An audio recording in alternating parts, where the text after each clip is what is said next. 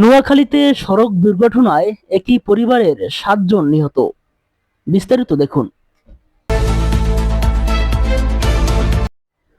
নোয়াখালীর বেগমগঞ্জে সড়ক দুর্ঘটনায় একই পরিবারের 7 জন নিহত হয়েছেন, সেই সাথে আহত হয়েছেন আরো একজন।